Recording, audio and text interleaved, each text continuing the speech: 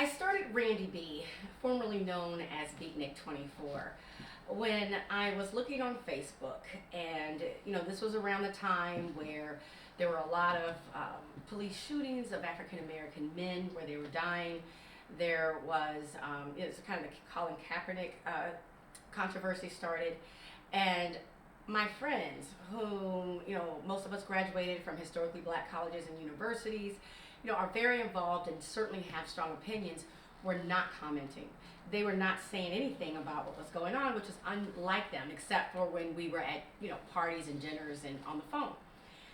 And I thought about it for a while, and I realized, we become Facebook friends with such a wide variety of people.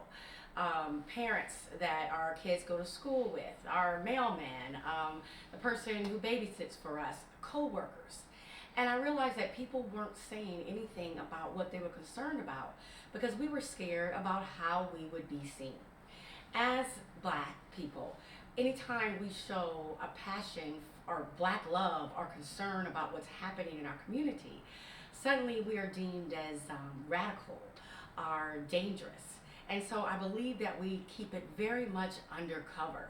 We will participate in a Black Lives Matter movement cause over the weekend, but we will not speak about it at work the next day with the freedom that our co-workers will speak about what they're passionate about.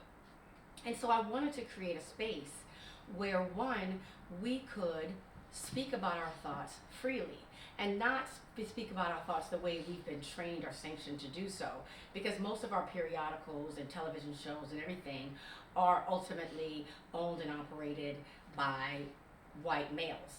But in a way that we talk when we're around the dinner table. I felt we needed a place to talk about what was going on, honestly and freely.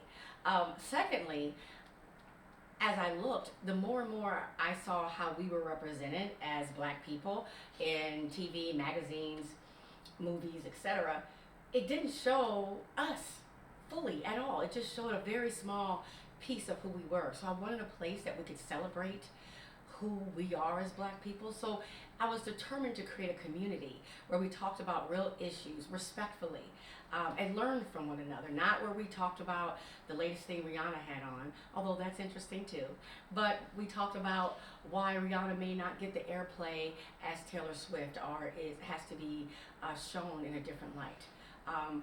Wanted to talk about how Colin Kaepernick was silenced and why he can't get a job today. I wanted to talk about what's behind all these police killings and what is it when you don't have the privilege of feeling safe. I feel like we needed each other. So Randy B came out of that. It's just a love song for me because I love black people, which one doesn't mean that I hate anybody else, which is so sad that people associate black love with something bad.